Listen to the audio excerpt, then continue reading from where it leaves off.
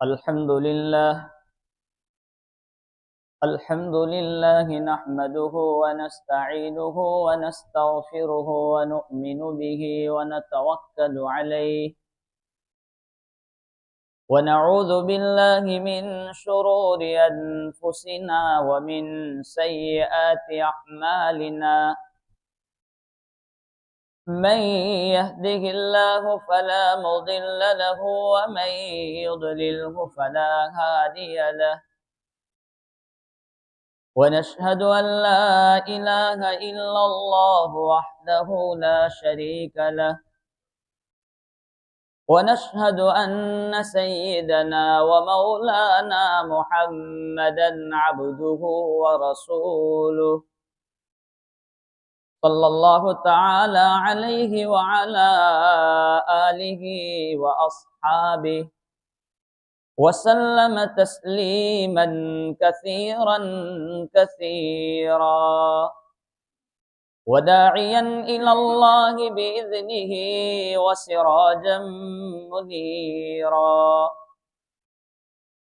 أما بعد فأعوذ بالله من الشيطان الرجيم بسم الله الرحمن الرحيم لقد من الله على المؤمنين إذ بعث فيهم رسولا من أنفسهم يتلو عليهم آياته ويزكيهم ويعلمهم الكتاب والحكمة وإن كانوا من قبل لفي ضلال مبين صدق اللہ مولانا العظیم۔ کتاب فطرت کے سرے ورق جو نام احمد رقم نہ ہوتا، کتاب فطرت کے سرے ورق جو نام احمد رقم نہ ہوتا، تو یہ نقش ہستی ابھر نہ سکتا وجود لوح و قلم نہ ہوتا، نہ زمین ہوتی نہ فلک ہوتا، نہ عرب ہوتا نہ عجم ہوتا، اگر وہ امام رسول نہ ہوتے۔ ان اللہ وملائکتہ یصلون علی النبی یا ایہا الذین آمنوا صلوا علیہ وسلموا تسلیما۔ اللہم صل علی سیدنا محمد وعلى آل سيدنا محمد وبارك وسلم۔ قابل صد تکریم معزز علماء کرام، بزرگان محترم اور عزیز ساتھیوں، گزشتہ ہفتے میں نے آپ حضرات کے سامنے نبی اکرم صلی اللہ تعالی علیہ وسلم کی ولادت باسعادت کے عنوان سے چند باتیں عرض کی تھی کہ 6 صدی عیسوی میں دنیا میں ظلم و ستم حد سے زیادہ بڑھ چکا تھا، انسانیت اور مانوتا کا قحط اور دکار پڑا ہوا تھا۔ ایسے وقت میں اللہ تبارک و تعالی نے انسانیت پر احسان عظیم اور بہت بڑا احسان کیا، اس طور پر کہ نبی پاک صلی اللہ تعالی علیہ وسلم کی ولادت باسعادت ہوئی۔ حضرت نبی پاک صلی اللہ تعالی علیہ وسلم کی ولادت باسعادت سے پہلے ہی دنیا کے حالات کچھ ایسے تبدیل ہو رہے تھے، بدل رہے تھے، گویا اس بات کی طرف اشارہ تھا کہ اب دنیا میں تبدیلی آئے گی۔ چنانچہ میں نے گزشتہ بھی عرض کیا تھا کہ وہ ہاتھی والوں کا واقعہ، ابرہہ کا لشکر کہ جس نے کعبۃ اللہ کو گرانے کی کوشش کی، ایسے وقت میں ان کو ختم کر دیا گیا، ہلاک کیا گیا، تو لوگ کہنے لگے اب دنیا میں تبدیلی ہونے والی ہے۔ چنانچہ اس واقعے کے 50 یا 55 دن کے بعد فخر آدم علیہ السلام، اولاد آدم علیہ السلام کا فخر، حضرت نوح علیہ السلام کی کشتی کے بچاؤ کا راز، ابراہیم علی نبینا وعلیہ الصلاۃ والسلام کی دعا، حضرت موسیٰ اور حضرت عیسیٰ علیہ الصلاۃ والسلام کی پیشن گوئی کا ظہور اس طور پر ہوا کہ آقا مکی محمد عربی صلی اللہ تعالی علیہ وسلم جلوہ افروز ہوئے اور آپ کی ولادت باسعادت ہوئی ہے۔ جس رات نبی کریم صلی اللہ تعالی علیہ وسلم پیدا ہوئے ہیں، اس رات کی کچھ روایتیں میں گزشتہ بھی بیان کر چکا۔ کسریٰ کا محل، جہاں پر فارس کا جو بادشاہ، اس کا لقب بھی کسریٰ ہوا کرتا تھا، تو اس نے رات کے وقت میں دیکھا کہ 14 کنگورے، اچانک زلزلہ آیا محل میں، اور 14 کنگورے، یہ اس کو صاحب لغت یوں لکھتے ہیں کہ کنگورے سے مراد وہ چیزیں جو دیواروں پر زینت کے لیے بنائی جاتی ہیں، جس سے دیوار کی خوبصورتی پتہ چلتی ہے، مینارے کہہ لیں، تاکچے کہہ لیں، کہ وہ 14 کنگورے اس کے گر گئے زلزلہ آنے کی وجہ سے، اور وہ پریشان تھا۔ اتنے میں اس نے درباریوں کو بلا کر کے اس معاملے میں گفتگو شروع کی کہ کسی نے آ کر کے خبر دی کہ فارس کا جو آتش کدہ، جہاں پر آگ جلتی تھی، 1000 سال سے برابر روشن تھا، وہ آتش کدہ اور وہ آگ آج بجھ چکی ہے۔ تو اس کے ٹینشن میں، پریشانی میں اور زیادہ اضافہ ہوا۔ ابھی اسی بات میں تھا کہ کسی نے آ کر کے کہا دریائے ساوا، اس کا پانی خشک ہو چکا ہے، وہ دریا بھی خشک ہو چکا، تو ٹینشن اور اضافے میں زیادتی ہوئی۔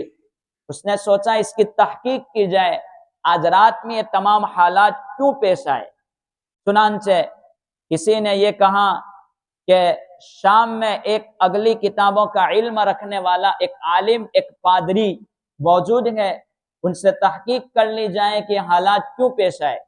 چنانچہ ایک آدمی کو شام روانہ کیا گیا، وہ شام پہنچا، وہ مولوی اور وہ پادری کے ساتھ اگلی کتابوں کے علم رکھنے والے کے پاس، لیکن وہاں پہنچا تو دیکھا کہ یہ آدمی بھی اب اپنی زندگی کے آخری لمحات گن رہا ہے، سکرات کے عالم میں تھا۔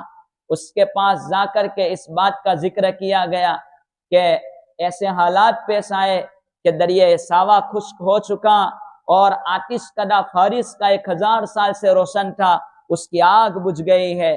تو اس نے کہا، وہ مولوی کہتے گیا کہ یاد رکھنا، جس وقت دریائے ساوا کا پانی خشک ہو جائیں اور فارس کا آتش کدہ اس کی آگ بجھ جائیں، تو یاد رکھنا آخری نبی کی پیدائش کا وقت آ چکا، دنیا میں آخری نبی آ چکے ہیں، جنم لے چکے ہیں، ان کی پیدائش ہو چکے ہیں۔ اور یاد رکھنا کہ وہ کسریٰ کے محل کے 14 کنگورے جو گرے ہیں، اس سے اس کی حکومت 14 پیڑھیوں اور 14 نسلوں تک چلے گی، اس کے بعد اس کی بادشاہت کا خاتمہ ہو جائے گا۔ اور اتنا کہہ کر کے وہ بھی دنیا سے رخصت ہو چکا۔ اب یہ آدمی خبر لے کر کے بادشاہ کے پاس آیا، کسریٰ کو آ کر کے خبر سنائی کہ ایسا ہوا ہے کہ نبی دنیا میں آئے ہیں۔ آج جس رات یہ سب کچھ ہوا، دنیا کا نبی کا دنیا میں آنا ہوا ہے۔ تو اس نے کہا 14 پیڑیاں بڑا لمبا مسئلہ ہے، یہ سوچ رہا تھا، لیکن اس نے دیکھا 4 سال میں 10 پیڑیاں اس کی ختم ہو گئی، صرف 4 سال میں 10 پیڑیاں ایک کے بعد ایک پورے بادشاہت ختم ہوئے۔ اب صرف 4 پیڑیاں باقی تھی، وہ حضرت عثمان رضی اللہ تعالی عنہ کے زمانے خلافت میں وہ 4 پیڑیوں کا بھی خاتمہ ہوا، اور شام نہ رہا، پھر وہ مسلمانوں کی حکومت میں پہنچ چکا۔ اس نے کہا وہ نبی آئیں گے تو شام کی حالت خراب ہو جائے گی، شام نہیں رہے گا، کسریٰ کا عالم ختم ہو جائے گا، چنانچہ بادشاہت ختم ہو چکی۔ یہ تمام واقعات اس بات کی طرف اشارہ کرتے ہیں کہ دنیا سے کفر و شرک ختم ہوگا، گمراہی دنیا سے ختم ہو جائے گی، اور ایک توحید اور ایک اللہ کی طرف سب کو بلا لیا جائے گا۔ حضرت آمینہ رضی اللہ تعالی عنہا جس وقت نبی پاک صلی اللہ تعالی علیہ وسلم کی ولادت باسعادت ہوئی ہے، تو ایک نور ایسا ظاہر ہوا جس سے مشرق و مغرب روشن ہو گئے۔ ایک روایت میں یہ ہے کہ جب نبی پاک صلی اللہ تعالی علیہ وسلم پیدا ہوئے گے تو آپ اپنے ہاتھوں کے سہارے آئے ہیں، آپ نے اپنے ہاتھوں کا سہارا دیا اور سہارا دینے کے بعد زمین سے مٹی اٹھائی اور مٹی اٹھانے کے بعد اپنا سر آسمان کی طرف نبی پاک صلی اللہ تعالی علیہ وسلم نے کیا. نبی پاک صلی اللہ تعالی علیہ وسلم کی ولادت باسعادت کے 7ویں دن عبد المطلب آپ کے والد محترم کا تو انتقال ہو چکا تھا. ایک روایت کے مطابق کہ 20 سال کی عمر میں آپ کے والد دنیا سے رخصت ہو چکے. بعضوں نے کہا 25 سال کی عمر تھی. حضرت عبداللہ کی عمر 20 یا 25 سال میں دنیا سے رخصت ہو چکی. وہ تو آپ کے دادا کے پاس رہتے تھے. اللہ تبارک علماء مفسرین محدثین مورخین لکھتے ہیں کہ اس میں یتیمی میں بھی راز تھا کہ نبی پاک صلی اللہ تعالی علیہ وسلم کو یتیم کیوں پیدا کیا. کہا کہ کوئی بچہ اچھے اخلاق والا ہوتا ہے تو لوگ یوں کہتے ہیں باپ کی تربیت کا اثر ہے, تو کل کسی کو کہنے کا یہ موقع نہ ملے کہ تب باپ کی وجہ سے اتنے اچھے اخلاق والا ہے اس لیے باپ کو بھی اٹھا لیا. 6 سال کی عمر ہوئی تو کتنے بچے ایسے ہوتے ہیں کہ ماں کی تربیت کی وجہ سے وہ بڑے با اخلاق ہوتے ہیں, تو 6 سال کی عمر میں والدہ کو بھی اٹھا لیا. کل کو یوں نہ کہے کہ یہ والدہ کی تربیت کا اثر ہے. اور 8 سال کی عمر میں دادا کے پاس تھے تو دادا کو بھی اٹھا لیا. کوئی سہارا باقی نہیں رہا تاکہ کل نبی کے اندر کوئی عیب باقی نہ رہے کہ یہ کسی اور کی وجہ سے اتنا پلا بڑا اور اتنے با اخلاق ہوئے. خیر 7ویں دن عبد المطلب نے آپ کا عقیقہ کیا. سارے قریش کو دعوت دی کہ عقیقہ ہے. سارا قریش آ گیا 7ویں دن. عقیقے کی دعوت کے بعد عبد المطلب نے کہا میں نے اس بچے کا نام محمد رکھا ہے. تو لوگ سوال کرنے لگے کیوں محمد نام رکھا, آج تک ہم نے ایسا نام کبھی سنا نہیں ہے اور ایسا نام آپ نے محمد رکھ دیا. کہا کہ یہ جو بچہ ہے یہ بچے کی تعریف اللہ آسمان میں کریں گے اور مخلوق زمین پر ان کی تعریف کریں گے, اس لیے ان کا نام میں نے محمد رکھا ہے. اور دوسری بات, میں نے ایک خواب دیکھا تھا. وہ خواب یہ دیکھا تھا کہ میری پشت سے ایک جنجیر, ایک سانکڑ نکلی. وہ جنجیر زمین میں اس کا ایک کنارہ زمین پر تو دوسرا اس کا سیرا آسمان میں, ایک مشرق میں تو ایک مغرب میں. یہ چیزیں دیکھی. وہ جنجیر پھیلی ہوئی ہے. اچانک وہ جنجیر درخت بن گئی اور درخت کے پتے آفتاب سے زیادہ رونقدار اور چمکنے والے بن گئے. وہ پتے چمکنے لگے, لوگ اس سے لپٹنے لگے. قریش کے کچھ لوگ بھی اس کو لپٹنے لگے, لیکن قریش کے کچھ لوگ اس کو کاٹنے کی کوشش کر رہے ہیں. تو ایک نوجوان نے آ کر کے اس قریشیوں کو ہٹایا کہ ہٹو ہٹو, اس کو کاٹ نہیں سکتے. چنانچہ جب یہ میں نے خواب دیکھا تو معبرین اور تعبیر دینے والوں نے یہ تعبیر دی کہ آپ کے خاندان میں ایک بچہ ایسا آئے گا آپ کی نسل میں جو بچہ کہ جس کی تعریف مشرق و مغرب میں ہوگی, پوری دنیا اس کی تعریف سے گونج اٹھے گی. اسی لیے میں نے ان کا نام محمد رکھا ہے.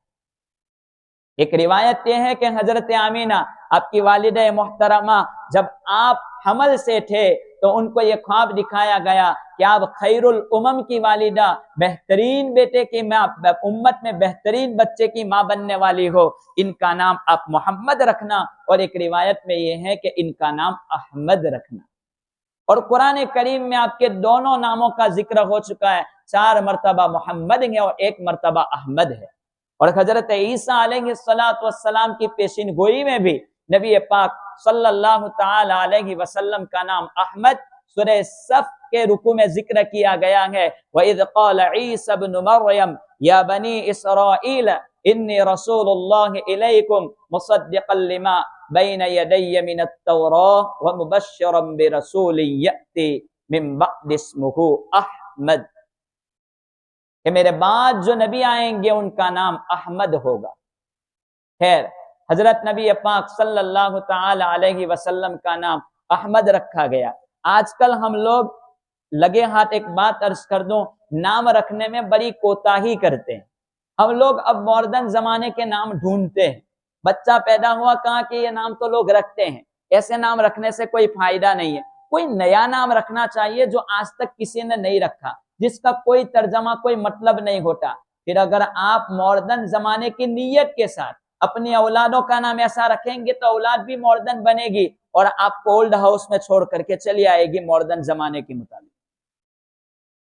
نام ٹھیک ٹھاک رکھا کریں، نام کا بڑا اثر ہوتا ہے اولاد پر. ایسا نہیں ہے کہ نام کچھ نہیں ہے، نام کا بڑا اثر ہے. ایک صحابی کا نام کا مطلب تھا کہ غصہ بہت زیادہ ہوتا ہے، ان کے نام کا مطلب یہ تھا. تو وہ صحابی سے حضرت نبی پاک صلی اللہ علیہ وسلم نے فرمایا آپ اپنا نام بدل دیں. تو انہوں نے کہا کہ میرے باپ نے نام رکھا ہے، باپ دادا نے وہ نام، تو میرے بدلنے کی ہمت نہیں ہے. انہوں نے نام نہیں بدلا تو نسلوں تک ان کا غصہ چلتا تھا. ان کا پوتا ایک مرتبہ کہتا تھا کہ میرے دادا نے نام بدل لیا ہوتا تو آج ہماری نسل میں یہ بات نہ چلتی. آج جو غصے کا عالم ہماری نسل میں ہے وہ ہمارے باپ دادا کی وجہ سے ہے کہ جنہوں نے اپنا نام نہیں بدلا. تو نام کا بڑا اثر ہوتا ہے، نام وقت تک دھیان رکھیں. خیر، نبی پاک صلی اللہ تعالی علیہ وسلم کی ولادت کے بعد آپ کو چند دن دودھ آپ کی والدہ محترمہ نے پلائے. اس کے بعد تھوڑے دن دودھ آپ کو ابو لہب کی آزاد کردہ بادی، جن کو آزاد کیا تھا، ثوبیہ نے آپ کو دودھ پلایا. ثوبیہ کون ہے؟ ثوبیہ یہ ابو لہب کی بادی تھی، آپ کے چچا، اور جس کو آزاد کیا تھا نبی پاک صلی اللہ تعالی علیہ وسلم کی ولادت کے وقت. وہ ابو لہب کی بادی ثوبیہ نے ابو لہب کو خبر دی تھی کہ آمینہ کے گھر بچے کی پیدائش ہوئی ہے، لڑکا پیدا ہوا ہے. یہ خبر دینے کے لیے جب پہنچی ہے ثوبیہ تو ابو لہب نے انگلی کے اشارے سے اس بادی کو آزاد کر دیا. تو آزاد کیا. حضرت عباس کی روایت یہ ہے کہ اس کے انتقال کے بعد جب اس کو خواب میں دیکھا ابو لہب کو تو پوچھا کہ عالم کیا ہے؟ کہا کہ جب سے تم سے جدا ہوا ہوں کوئی خیر نہیں دیکھی ہے، لیکن ہر پیر کے دن، سوموار کے دن، جس دن نبی پاک صلی اللہ علیہ وسلم کی ولادت ہوئی ہے، ہر پیر کے دن عذاب میں مجھے کچھ خفت کر دی جاتی ہے، عذاب ہلکا کر دیا جاتا ہے. ایک روایت میں یہ ہے کہ ہر پیر کے دن مجھے ایک انگلی کے بقدر، جس انگلی سے میں نے ثوبیہ کو آزاد کیا تھا، اس انگلی کے بقدر مجھے پانی پلایا جائے. یہ روایتیں نقل کی ہیں سیرت المصطفیٰ نے، علامہ ادریس کاندھلوی نے، صحیح روایتوں سے، کہ اتنا پانی مل جاتا ہے. خیر، تو یہ ثوبیہ وہ عورت ہے جس نے نبی پاک صلی اللہ تعالی علیہ وسلم کو دودھ پلایا. اس کے بعد دائی حلیمہ نے نبی پاک صلی اللہ تعالی علیہ وسلم کو دودھ پلایا. وہ برکتوں والی مکمل روایتیں آپ کے سامنے ہیں جس کو پڑھ چکے کہ تمام لوگ، اس وقت عرب کا یہ دستور تھا کہ بچوں کو گاؤں میں دودھ پینے کے لیے بھیج دیتے تاکہ وہاں کی فصیح اور بلیغ زبان بچے سیکھ سکیں، اچھی طریقے سے عربی بول سکیں، اور وہاں کی آب و ہوا، موسم بڑا اچھا رہتا تھا جس سے بچے پرورش اچھی طرح پا سکے. اس لیے ان کو دودھ پلانے کے لیے ادھر ادھر کے گاؤں میں بھیج دیتے تھے. چنانچہ وہ ایک قافلہ آیا ہوا تھا، تمام لوگ بچوں کی تلاش میں تھے دودھ پلانے کے لیے. ایسے وقت میں حضرت دائی حلیمہ بھی آ رہی تھی، تو سب جگہ سے سب کو بچے مل گئے، دائی حلیمہ کو کوئی بچہ نہیں ملا. یتیم کو کوئی پکڑتا نہیں تھا، اس لیے کہ یتیم ہے، یہاں کیا ملے گا. چنانچہ دائی حلیمہ نے کہا خالی ہاتھ واپس جانے سے بہتر ہے کہ اس بچے کو ساتھ میں لے جائیں. چنانچہ دائی حلیمہ جب آئی تو ان کا اونٹ، ان کی سواری برابر نہیں چل پا رہی تھی، لیکن جب نبی پاک صلی اللہ تعالی علیہ وسلم کو اٹھایا ہے تو اٹھانے کے بعد سواری سب سے تیز بھاگ رہی. قافلہ والے پوچھتے ہیں دائی حلیمہ سواری بدل دی، کیا وجہ ہے؟ کہا کہ میں نے کوئی نہیں بدلی، جب سے بچہ میں نے گود میں اٹھایا ہے اس وقت سے برکت شروع ہوئی ہے. میری چھاتی میں دودھ نہیں آتا تھا اور میرے جانور، میری اٹھنی میں بھی دودھ نہیں آتا تھا. جب سے اس بچے نے دودھ پی، جب بچہ میری گود میں آیا ہے، جب اس وقت سے میری اٹھنی میں بھی اب برابر دودھ آنے لگا. یہ میرا بچہ کہ دودھ نہ ہونے کی وجہ سے رات بھر تڑپتا تھا، بیتاب رہتا تھا، لیکن آج کی رات ایسی ہے کئی راتوں کے بعد کہ جس کے بعد ہم نے پیٹ بھر دودھ پیا ہے اور یہ بچہ بھی اطمینان سے سویا ہوا ہے. جب ایک عورت اپنے ایک بچے کو لے کر کے، جس کو بعد میں جا کر کے وہ نبی بننے والے ہیں، جن کو لے کر کے برکتوں کا ظہور اس طرح دیکھ سکتی ہے، تو پھر کوئی بندہ اگر ایک نبی کی سنت کو اپنے گھروں میں داخل کر دے، وہ کس طریقے سے اپنے گھروں کو برکتوں سے محروم رکھ سکتا ہے. آج ہم برکتیں دوسری جگہ ڈھونڈتے ہیں، لیکن نبی پاک صلی اللہ تعالی علیہ وسلم کی سیرت میں برکت، اصل میلاد تو یہ ہے کہ نبی پاک صلی اللہ تعالی علیہ وسلم کی سنتوں کو جگہ دی جائے. ہر دن میں یہ بندہ سوچیں کہ آج میرے نبی کی ولادت کا دن ہے، یہ مہینہ میرے نبی کی ولادت ہے، تو میرے نبی کے احسانات کو یاد کرتے ہوئے مجھے درود پڑھنا۔ اصل میلاد تو یہ کہ میری نبی کی زندگی کو پڑھ کر کے اس کو عمل میں لانا۔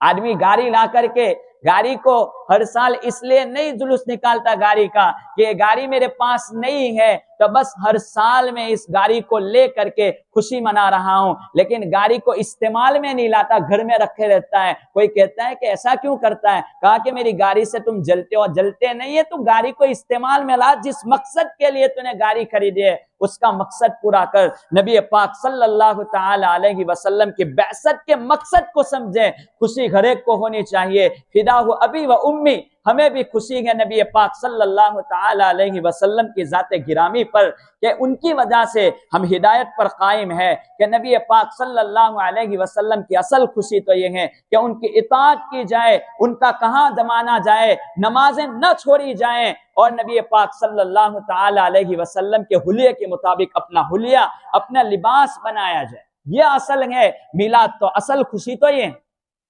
آدمی نافرمانی کرتے ہوئے خوشی کا اظہار کرے تو یہ دھوکہ ہے۔ خوشی تو اصل یہ ہونی چاہیے۔ خیر، نبی پاک صلی اللہ تعالی علیہ وسلم کو دائی حلیمہ لے گئے۔ جب 2 سال کی مدت ہوئی، دودھ پورا ہوا، دودھ پلانے کا زمانہ، تو کہا کہ اب والدہ کے پاس رکھ دیتی ہوں۔ لیکن جب رکھنے کے لیے گئی تو سوچا کہ اب یہ تو برکت والا بچہ ہے، واپس کرنا اچھا بھی نہیں ہے، تو مکہ پہنچی۔ مکہ پہنچنے کے بعد دیکھا کہ طاعون کی بیماری مکہ میں پھیلی ہوئی ہے۔ کہا کہ چلو طاعون کی بیماری کا بہانہ کر کے، پلیگ کا بہانہ کر کے اس کو واپس لے جاتے ہیں۔ چنانچہ اس بچی کو واپس لے گئے، اور واپس لے جانے کے بچے کو واپس لے گئے۔ واپس لے جانے کے بعد نبی پاک صلی اللہ تعالی علیہ وسلم وہاں رہتے تھے۔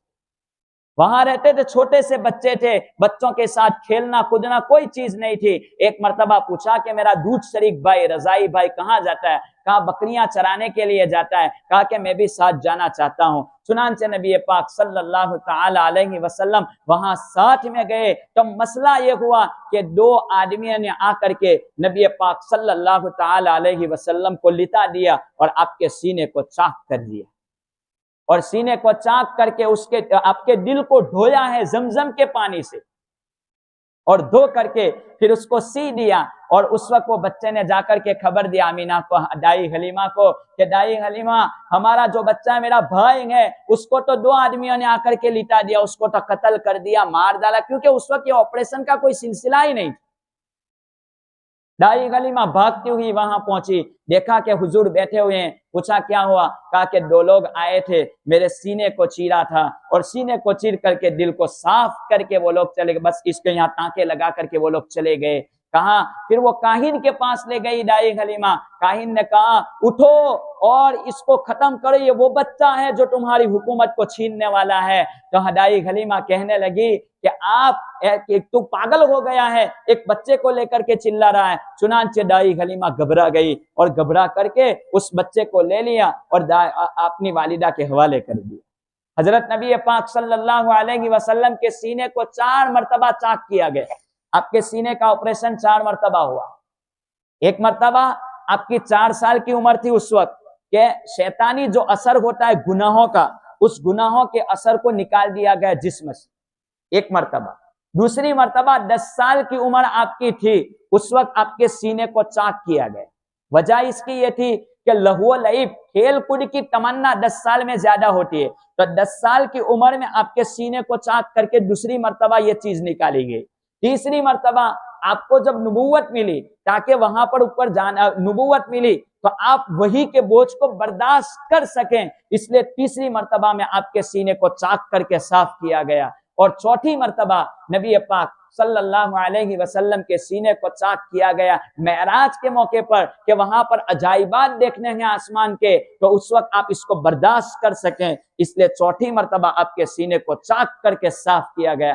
4 مرتبہ نبی پاک صلی اللہ تعالی علیہ وسلم کے سینے کو پاک صاف کیا گیا۔ اسی لیے نبی گناہوں سے معصوم ہوتے ہیں، بچتے ہیں۔ نبی پاک صلی اللہ تعالی علیہ وسلم خود فرماتے ہیں کہ ایک مرتبہ یہاں ہمارے گاؤں مکہ میں ایک شادی تھی، تقریبات کا موقع تھا، رات کے وقت میں گانے کی مجلس لگتی تھی۔ نبی پاک صلی اللہ تعالی علیہ وسلم وہاں پہنچے کہ چلو جانا ہے، ان کے دوست ان کو ساتھ میں لے گئے۔ وہاں گئے کہ آپ کی آنکھ بند ہو گئی، سو گئے، رات بھر آپ نے کچھ نہیں دیکھا، ساری مجلس سے ختم ہو گئی۔ صبح کے وقت میں بیدار ہوئے تو کہا کہ کیا ہوا؟ سب کچھ ختم ہو گیا۔ اللہ تبارک و تعالی تاکہ کل کسی کو موقع نہ ملے کہ نبی یہاں سے جب آئیں گے امت کو دعوت دیں گے، لوگ یوں نہ کہیں کہ ہاں یہ نبی ہے جو گانوں کی مجلس میں بیٹھا کرتے تھے۔ اور دوسری مرتبہ نبی پاک صلی اللہ تعالی علیہ وسلم کی نبوت سے پہلے عصمت کا واقعہ، جب آپ کی 35 سالہ عمر تھی، کعبۃ اللہ کی دیواریں بنا رہے تھے کعبہ والے، تو ایسے کعبہ والے جب دیواریں بنا رہے تھے تو لوگ اپنے کندھوں پر پتھر اٹھا اٹھا کر کے کعبۃ اللہ کے لا رہے تھے۔ تمام لوگ ننگے تھے کہ کپڑے نہیں پہننے، اپنے کپڑے لنگی وغیرہ جو پہنا تھا اس کو رکھ کر کے اپنے کندھے پر رکھا تھا کہ پتھروں کی وجہ سے کندھا نہ چھیل جائے۔ نبی پاک صلی اللہ تعالی علیہ وسلم بھی لا رہے تھے تو حضرت عباس نے کہا بھتیجے یہ کپڑے نکال دے، بڑے بڑے لوگوں نے نکال دیے، تو بھی ننگا ہو جا۔ نبی پاک صلی اللہ تعالی علیہ وسلم نے فرمایا میں ننگا ہونا نہیں چاہتا۔ چنانچہ کسی نے جب آپ کے کپڑے اتارنے کے لیے یہاں ہاتھ رکھا، نبی پاک صلی اللہ تعالی علیہ وسلم بے ہوش ہو گئے۔ اللہ تعالیٰ نے حفاظت فرما دی۔ جب کعبۃ اللہ کی تعمیر مکمل ہو چکی اس کے بعد نبی پاک صلی اللہ تعالی علیہ وسلم کو ہوش آیا۔ اللہ تبارک و تعالی نبی کو گناہوں سے معصوم۔ اصل تو یہ ہے، بلاد یہ ہے کہ ہم بھی اپنے آپ کو ننگے ہونے سے بچائیں، عریانیت سے بچائیں۔ یہ نبی پاک صلی اللہ تعالی علیہ وسلم کی شاندار جوانی ہے کہ ایسے میں عفت اور پاک دامنی والی زندگی ہونی چاہیے۔